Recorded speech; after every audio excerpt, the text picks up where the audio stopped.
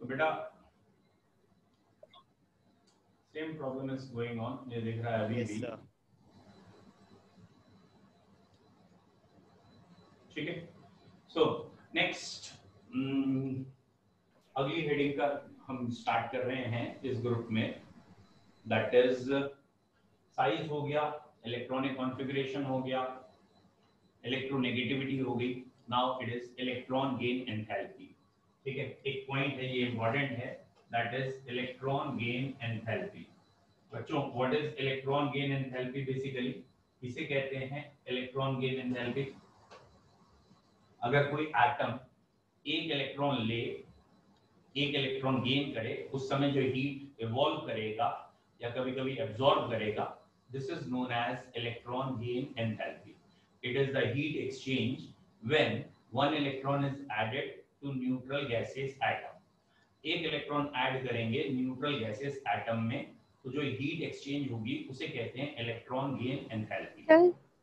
बोलिए सर, आपकी वॉइस पहले आ रही है, लिपसिंग बाद में हो रही है। अच्छा, अरे बेटा कुछ ना कुछ आज गड़बड़ हो रहा है, लेकिन मुझे समझ में नहीं आ रहा क्या गड़बड़ हो रहा है।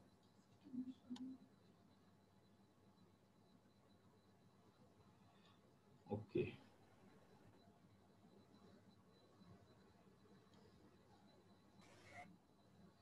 चलो आप यही कह सकते हो, आज थोड़ा सा कोऑपरेट करो। आज देखिए कल से हम इसको भी चेंज करते हैं, कुछ ना कुछ सिस्टम। ठीक है, अच्छा बच्चों, क्या YouTube से भी हम डायरेक्ट लाइव हो सकते हैं?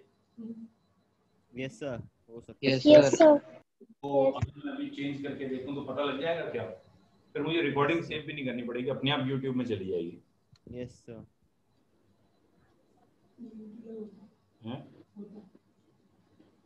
करके देखते हैं आज, क्योंकि गड़बड़ तो बहुत हो रहा है।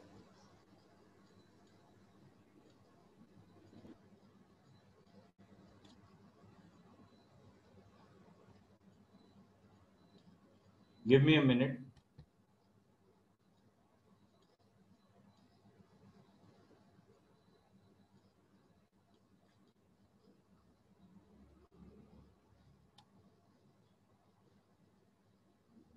चलने दो यार।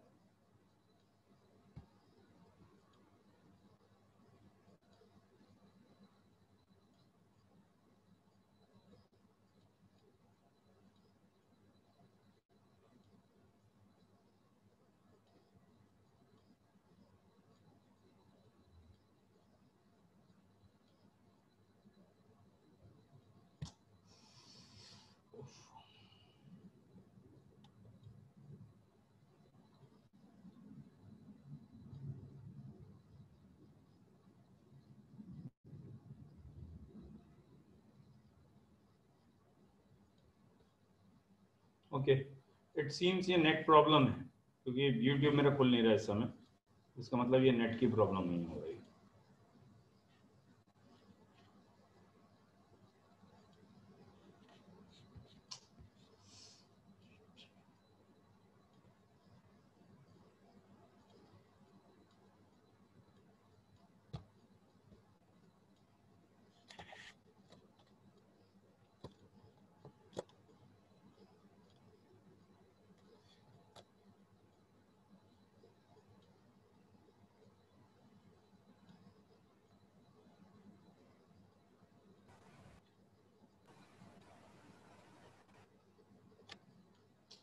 बेटा एक बार ये चेक करिए, अगर आप लोगों को थोड़ी बहुत आवाज आ रही हो। मैंने YouTube भी साइमल्टेनियसली खोला है अभी। सर आवाज तो आ रही है। अरे यार रुक जाओ एक मिनट, देखते हैं कुछ क्या कर सकते हैं, क्या करें। हाँ वाईफाई ही चेक कर रहा हूँ मेरे भाई।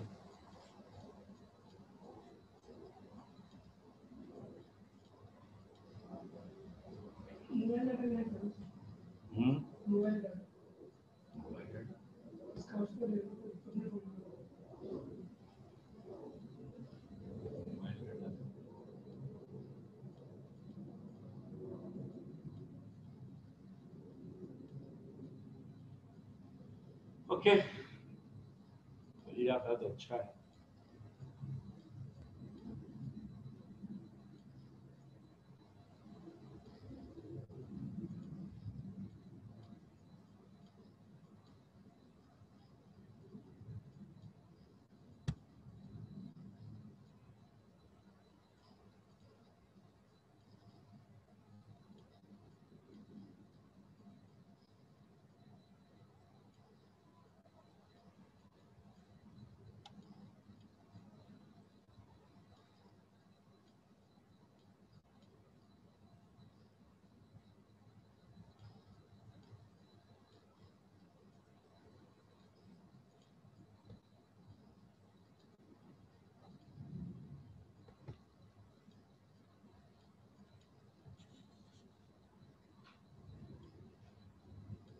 बज जाए तो कुछ भी ना हो आराम से।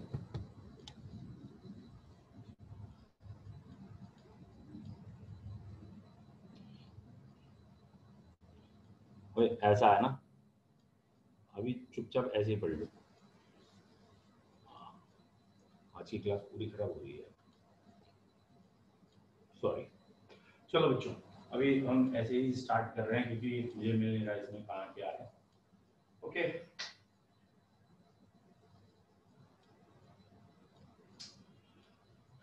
नेक्स्ट, तो आपको ये वाली रिएक्शन सबसे, इलेक्ट्रॉन गेन एंथैल्पी में क्या है कि नाइट्रोजन और फास्फोरस में रिवर्स है, ठीक है। ये वाला एक पॉइंट है, जरा ध्यान रखिएगा। What is electron gain enthalpy? Electron gain enthalpy क्या होती है? जब किसी एटम को एक इलेक्ट्रॉन देते हैं तो इलेक्ट्रॉन लेने के बाद वो जो भी हीट एक्सचेंज करेगा उसे कहते हैं इलेक्ट्रॉन गेन एंथैल्पी। ये एक एटम ए है, इसने इलेक्ट्रॉन लिया, ये ए नेगेटिव बना, और अब जो हीट एक्सचेंज हुई इसको कहा जाता है electron gain enthalpy. The heat evolve और absorb, ठीक है बेटा। evolve को माइनस साइन से दिखा देते हैं, absorb को प्लस साइन से दिखा देते हैं। This is termed as electron gain enthalpy. जब एक इलेक्ट्रॉन कोई एटम गेन करेगा तो जो हीट एक्सचेंज होगी that is termed as electron gain enthalpy. बोलो, ये तो clear? Electron gain enthalpy generally size के इनवर्सली होती है।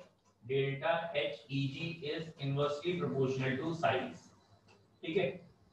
जितना एटम छोटा होगा उतना इलेक्ट्रॉन जल्दी एक्सेप्ट करेगा, और अगर एटम बड़ा हो गया तो इलेक्ट्रॉन मुश्किल से एक्सेप्ट करेगा। बट लेकिन एक एक्सेप्शन है, ये एक एक्सेप्शन कहने का मतलब है बेटा complete second period third period से इलेक्ट्रॉन गेन एंथैल्पी कम रखता है। ऑब्वियसली तीनों को कंसीडर करना है। कौन कौन से तीन कंसीडर करने हैं? नाइट्रोजन फास्फोरस, ऑक्सीजन सल्फर जो अगले ग्रुप में आएगा, और फ्लोरीन क्लोरीन जो उसके अगले ग्रुप में आएगा। और इसीलिए मैं आपसे कह रहा हूं ग्रुप 15 अगर आपने ठीक से पढ़ा है तो 16 और 17 साथ में ही चल रहे हैं, मान के चलिए, प्रॉपर्टीज आपको याद होती जाएंगी। तो नाइट्रोजन और फास्फोरस में इलेक्ट्रॉन गेन एंथैल्पी नाइट्रोजन की कम है, फास्फोरस की ज्यादा है। ऐसा क्यों? ठीक है, फिलहाल 11th स्टैंडर्ड में आपने पढ़ा है, एक बार फिर रिपीट कर लीजिए। नाइट्रोजन में डी सब्शेल नहीं होती है, और डी सब्शेल ना होने की वजह से इसमें कॉम्पैक्ट साइज हो जाता है, कॉम्पैक्ट, यानी इलेक्ट्रॉन इलेक्ट्रॉन रिपल्शन होने लगता है। And due two electron electron repulsion, electron electron repulsion की वजह से हम कहेंगे कि नाइट्रोजन में इलेक्ट्रॉन गेन एंथैल्पी कम हो गई है। तो nitrogen has lesser electron gain enthalpy than phosphorus. Nitrogen की इलेक्ट्रॉन गेन एंथैल्पी कम है क्योंकि नाइट्रोजन में डी सब्शेल नहीं है। अगर आप कितना भी एग्जाम में लिखते हैं ना इसमें डी सब्शेल नहीं है, इट इज इनफ। डी सब्शेल नहीं है, इससे क्या हुआ? डी सब्शेल ना होने की वजह से इलेक्ट्रॉन इलेक्ट्रॉन में थोड़ा सा रिपल्शन होने लगा, और इसकी वजह से electron gain enthalpy is less than expected.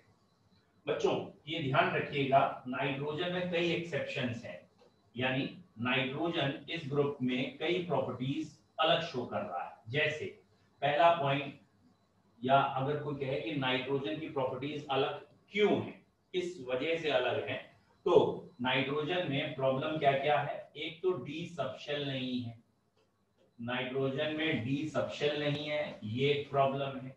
दूसरा, इसकी आयोनाइजेशन एनर्जी बहुत ज्यादा है, बाकी मेंबर्स से कहीं ज्यादा आयोनाइजेशन एनर्जी है।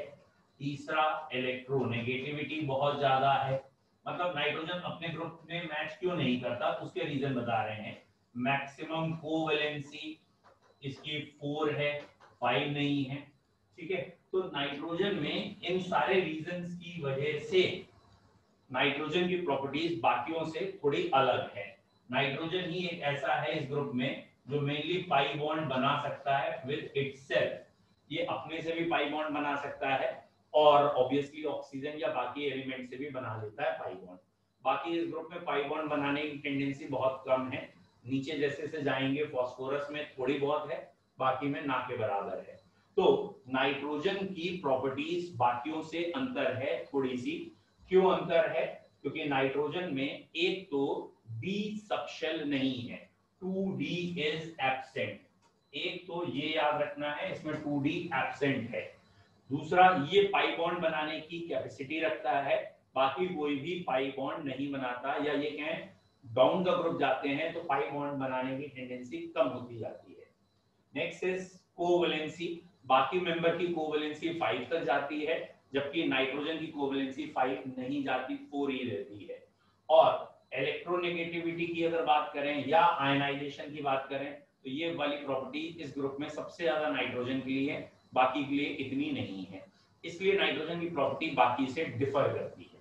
अब कौन कौन सी प्रॉपर्टी इसकी बाकी से डिफर कर रही हैं, अगर ये सोचें तो बेटा नाइट्रोजन में सबसे पहले है ये N2 में एग्जिस्ट करता है, इट इज डाइएटॉमिक, बाकी सब टेट्राएटॉमिक में एग्जिस्ट करते हैं। Why nitrogen is diatomic? क्योंकि नाइट्रोजन पाई बॉन्ड बना लेता है, और पाई बॉन्ड बनाने से इसका ऑक्टेट कंप्लीट हो जाता है इजीली, और ये डाइएटॉमिक में स्टेबल हो जाता है। बाकी मेंबर्स में पाई बॉन्ड बनाने की कैपेसिटी सेल्फ के साथ नहीं है, और बेटा क्योंकि ये सेल्फ के साथ पाई बॉन्ड नहीं बनाते हैं, ये पाई बॉन्ड नहीं बनाते तो सिग्मा बनाने पड़ेंगे, और सिग्मा बनाने की वजह से 4 फास्फोरस एक साथ एग्जिस्ट करते हैं, या P4 एग्जिस्ट करता है, नाइट्रोजन की तरह N2 की तरह P2 एग्जिस्ट नहीं करता। क्लियर है? नेक्स्ट, नाइट्रोजन की कभी भी कोवैलेंसी 5 नहीं होगी, नाइट्रोजन में 5 बॉन्ड कभी भी नहीं आ सकते। रीजन, उसमें डी सबशेल नहीं है, एक्साइटेड स्टेट आ नहीं सकती, इसलिए 5 बॉन्ड नहीं आएंगे, बाकी सब में 5 या 6 भी आ सकते हैं। नेक्स्ट, इलेक्ट्रॉन गेन एंथैल्पी की अगर बात करें तो अभी पढ़ा था नाइट्रोजन में इलेक्ट्रॉन गेन एंथैल्पी कम है फास्फोरस से। नेक्स्ट, और क्या नाइट्रोजन की प्रॉपर्टी अलग आ रही है बाकी मेंबर से? Nitrogen do not show allotropy, nitrogen allotropes नहीं बनाता, बाकी सारे मेंबर एलोट्रोप्स हैं। जैसे फास्फोरस में हमने सुना होगा व्हाइट फास्फोरस होता है, रेड फास्फोरस होता है, ठीक है, येलो फास्फोरस, तो white and yellow and red phosphorus और black phosphorus, that means phosphorus में एलोट्रोप्स हैं और नाइट्रोजन में एलोट्रोप्स नहीं है। क्लियर है? और भी प्रॉपर्टीज आएंगी जहां हम कहेंगे भाई नाइट्रोजन का ये एक्सेप्शनल बिहेवियर आ गया है, तो उन सब जगह पे आपको इन्हीं में से कोई एक पॉइंट लगाना होगा एक्सेप्शनल बिहेवियर में। ठीक है, नेक्स्ट, ये वाला पॉइंट जो कल रह गया था वो ये वैलेंसी में है कि नाइट्रोजन की +3 ऑक्सीडेशन स्टेट कम स्टेबल होती है, और ये अगर ऑन स्टैंडिंग अगर रख दी जाए नाइट्रस एसिड तो ये नेचर में अनस्टेबल है, ये चेंज हो जाएगा नाइट्रिक एसिड में, वाटर में और NO में। ठीक है, तो this reaction is known as disproportionation reaction. बच्चों, डिसप्रपोर्शनेशन रिएक्शन क्या होती है? ऑब्वियसली वो रिएक्शन जिसमें एक ही एलिमेंट का ऑक्सीडेशन हुआ हो, उसी एलिमेंट का रिडक्शन हुआ हो, ऐसी रिएक्शन कहलाती है डिसप्रपोर्शनेशन रिएक्शन। तो यहाँ पे ये वाली पहली रिएक्शन है पी ब्लॉक की, तो ऑब्वियसली ये याद होनी चाहिए आपको, ये आनी है कि नाइट्रोजन नाइट्रस एसिड में +3 में था और बाद में नाइट्रिक में वो +5 में आ गया। ओके, और +3 कम स्टेबल था इसलिए वो +5 में आया है। बच्चों आगे के लिए इस कंसेप्ट को याद करिए, मैं आपको ये कंसेप्ट लिख रहा हूँ बोर्ड पे, याद करेंगे क्या? 2 टाइप की वैलेंसी होंगी, एक लोअर एक हायर। लोअर वैलेंसी हमारी अस कहलाएंगी, ये इनऑर्गेनिक का कंसेप्ट है। हायर वैलेंसी हमारी एक कहलाएंगी। बहुत इंपॉर्टेंट है, इसकी वजह से इस कंसेप्ट की ना जानने की वजह से कई बच्चे इनऑर्गेनिक के नाम ही नहीं ले पाते ढंग से, या नाम समझ में नहीं आते, इसलिए कोशिश करिए ये आपको समझ में आ जाए। एक वैलेंसी अस और एक वैसे तो आप बचपन से पढ़ते आ रहे हैं काफी टाइम से, फेरस, फेरिक, क्यूप्रस, क्यूप्रिक, वैसे ही। तो लोअर ऑक्सीडेशन स्टेट को हम अस कहते हैं और हायर ऑक्सीडेशन स्टेट को एक कहते हैं। अगर याद आ गया हो, फेरस, फेरिक, क्लियर है बच्चों? तो फेरस फेरिक है, आयरन +2+3 है, ऐसे ही क्यूप्रस क्यूप्रिक है, कॉपर +1+2। तो हर एक एलिमेंट का लोअर और हायर फिक्स है। तो अगर मैं बात करूं बोरॉन की या एल्यूमिनियम की, मतलब मैंने स्टार्टिंग से ले लिया है, बोरॉन या एल्यूमिनियम में 1 अस होता है और 3 इक होता है। बोरॉन और एल्यूमिनियम में वैसे ज्यादा जरूरत नहीं पड़ेगा आपको, लेकिन still you have to know कि 1 अस वैलेंसी है और 3 इक। बेटा कार्बन के ग्रुप में टिन आता है, टिन, लेड, ये मेंबर नीचे आएंगे और वहां पे, ठीक है, +2 और +4 आएगा। +2 वहां का अस है और +4 वहां की इक है। जैसे स्टैनिक एसिड, स्टेनस एसिड, या प्लम्बिक, प्लम्बस। तो इसलिए आपको यहाँ +2 +4 याद रखने हैं, ठीक है। नेक्स्ट बेटा ये वैलेंसी सबसे इंपॉर्टेंट है जो अब लिखने जा रहे हैं, दैट इज +3 और +5। +3 +5 किसके लिए है? ऑब्वियसली नाइट्रोजन वाले ग्रुप के लिए है, नाइट्रोजन, फास्फोरस सारे मेंबर के लिए, एंड हेलोजेंस के लिए भी है। नाइट्रोजन एंड हेलोजेंस मतलब फ्लोरीन, क्लोरीन, ब्रोमीन, आयोडीन, तो इनके लिए भी। अच्छा, फ्लोरीन लिखना तो बेकार की बात है, क्यों नहीं लिखना चाहिए फ्लोरीन? क्योंकि फ्लोरीन की वैलेंसी 1 ही यूज होती है और कोई नहीं होती। तो ब्रोमीन और आयोडीन लिख लेते हैं यहाँ पे, ठीक है। तो इनके लिए भी ये वाली वैलेंसी है +3 +5। तो जरा ध्यान रखिएगा, जैसे नाइट्रोजन की 3 और 5 है, तो 3 वाली अस है, 5 वाली इक है, ठीक है। ऑक्सीडेशन स्टेट है भाई, वैलेंसी नहीं, ऑक्सीडेशन स्टेट है ये। तो नाइट्रोजन में नाइट्रस एसिड भी होता है, नाइट्रिक भी होता है, ठीक। और अगला है इसमें +4 +6, +4 और +6 कौन शो करता है? ऑब्वियसली सल्फर फैमिली, ठीक है। सल्फर, सल्फर वाले ग्रुप में अगर आप जानते हो तो सल्फर के नीचे सिलीरियम, टिलीरियम, पोलोनियम है। फिलहाल सल्फर जो है ये +4 और +6 दो में एग्जिस्ट करेगा। तो ये आपको याद रखने हैं जिससे कि क्वेश्चंस आपसे जल्दी हो। नेक्स्ट, ये जो प्लस या लोअर वैलेंसी है जिसे हमने अस कहा है, इनके जब भी आप सॉल्ट बनाएंगे तो बेटा इनके सॉल्ट आइट होते हैं, ITE, आइट होते हैं। और जो इक वैलेंसी होती है, इसके सॉल्ट जब आप बनाते हैं तो 8 होते हैं। तो एक वर्ड है आइट, ITE, आइट, और एक वर्ड है एट, ATE, एट। क्योंकि मैंने देखा अधिकतर बच्चे ना ये वाले कंसेप्ट नहीं लगा पाते, तो इनऑर्गेनिक उनकी वीक होती है। इनऑर्गेनिक वीक होने का मेन कारण उनका यही होता है, उनको ये लगता है इसमें बहुत रटना है नाम ये। तो आप इनऑर्गेनिक अगर स्ट्रॉन्ग करनी है तो chemical bonding, redox, periodic table, इन 3 चैप्टर में थोड़ा सा कमांड हो, थोड़ा सा, बहुत ज्यादा नहीं, तो आपको इनऑर्गेनिक के काफी चीजें समझ में आएंगी। तो यहाँ पे अस और एक अभी हमने डिस्कस किया, अब मैं इसे अप्लाई करके दिखाता हूँ क्या कहना चाह रहे हैं, ठीक है। अस और एक को अप्लाई करते हैं। ये जैसे मैंने लिखा है HNO2, तो इसका नाम पढ़ना आना चाहिए आपको, ये नाइट्रस एसिड है, एसिड है, और ये +3 में है क्योंकि नाइट्रोजन, नाइट्रस। ये HNO3 है, ये नाइट्रिक एसिड है क्योंकि ये +5 में है, ठीक है। और अगर किसी बच्चे को ये नहीं आता है कि ये +3 कैसे आपने निकाला, +5 कैसे निकाला, तो वो बच्चा थोड़ा सा एक बारी रेडॉक्स चैप्टर 11th का रिवाइज करे। रेडॉक्स में ऑक्सीडेशन नंबर निकालने के रूल्स हैं, और उन ऑक्सीडेशन नंबर के रूल से हमने ये लिखा है +3 +5। अब नाइट्रस एसिड का सॉल्ट बना, तो इसका जो सॉल्ट बनेगा वो NO2 नेगेटिव लिखा जाएगा, यहाँ NO3 नेगेटिव लिखा जाएगा। क्योंकि ये नाइट्रस एसिड का सॉल्ट है, इसलिए इसका नाम होगा नाइट्राइट, इसका नाम होगा नाइट्राइट। और क्योंकि ये नाइट्रिक एसिड का सॉल्ट है, इसलिए इसका नाम होगा नाइट्रेट। तो 8 कब आता है, आइट कब आता है, ये आपको समझ में आना चाहिए। नाइट्राइट कब लिखते हैं, नाइट्रेट कब लिखते हैं। और अगर कभी नाइट्रोजन पे -3 आ गया, मतलब ऑक्सीजन है ही नहीं, तो नाइट्राइड, या ये कहना चाहते हैं आइड तब लगाते हैं केमिस्ट्री में जब कोई एलिमेंट डायरेक्ट इलेक्ट्रॉन ले रहा हो, अदर देन ऑक्सीजन वहां मौजूद है, मतलब ये ऑक्सी एसिड का सॉल्ट नहीं है, तो आइड लगाते हैं। तो ये नाइट्राइड है, फिर नाइट्राइट है, फिर नाइट्रेट है।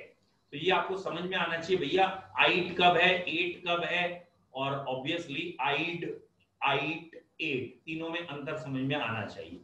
ठीक है, अब इसको एक आध जगह और लगा के दिखाते हैं। ऑब्वियसली वहां लगाएं जहां पहले पढ़ चुके हैं। जैसे अधिकतर बच्चों ने ये सुन रखा होता है H2SO3, H2SO4, ठीक है।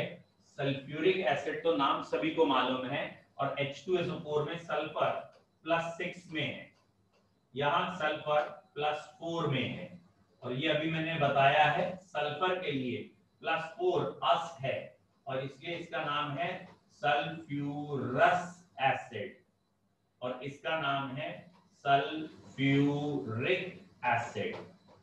और इसका जब सॉल्ट बनाएंगे बेटा, ये अभी और क्लियर कर देता हूं, मैं बोल तो रहा हूं सॉल्ट बनाएंगे, आपको समझ में आ रहा है नहीं आ रहा, ये हो जाएगा सल्फाइड, ठीक है, ये होगा सल्फाइड, ये होगा सल्फेट, ठीक है। तो ये 8 और 8 में अंतर आपको समझ में आना चाहिए, और ऑब्वियसली आइड 8, ठीक है, 3 है, तो तीनों में डिफरेंस आपको क्लियर होना चाहिए। हाँ बेटा पूछो। सर आइड कब होता है, IDE? अच्छा, ये लिखा है हमने, वैसे पीछे से ही दिखाते हैं, हमने स्टार्टिंग से ये लिखा है। आज थोड़ा कनेक्शन में प्रॉब्लम है, तो हो सकता है आप लोगों को आवाज भी ना आ रही हो, फिर भी ये देखिए हमने ये एरो लगाया था, और ये लगाया था कि अगर अस एसिड होगा और उसका हम सॉल्ट बनाएंगे तो ITE, आइट लगाएंगे। सर अगर ITE? एक एसिड होगा उसका सॉल्ट बनाएंगे तो ATE लगाएंगे। और जब अस या एक एसिड नहीं है, मतलब हाइड्रा एसिड है, हाइड्रा एसिड मतलब दो एसिड होते हैं, एक ऑक्सी एसिड, एक हाइड्रा एसिड, तो अगर नाइट्रोजन है और नाइट्रोजन में -3 आ गया है तो IDE, कहने का मतलब IDE बेसिक टर्म है, एलिमेंट्स में जब माइनस साइन आ जाए तो IDE आता है। और देखते हैं एग्जांपल, ये है S-2, अकेला सल्फर है, तो आप इसे कहते हैं सल्फाइड, या अगर आपको याद आ गया हो Cl-, तो आप इसे कहते हैं क्लोराइड, या OH-, इसे हम कह देते हैं हाइड्रो ऑक्साइड, यानी इसमें ऑक्सीजन ने इलेक्ट्रॉन लिया है, ऑक्साइड। जब एलिमेंटल स्टेट में इलेक्ट्रॉन लिए जाते हैं, मतलब कोई ऑक्सी एसिड नहीं है, सीधा एलिमेंट इलेक्ट्रॉन ले रहे हैं, तो हम सिंपली आइड लगाते हैं, ये आइड लगे हैं।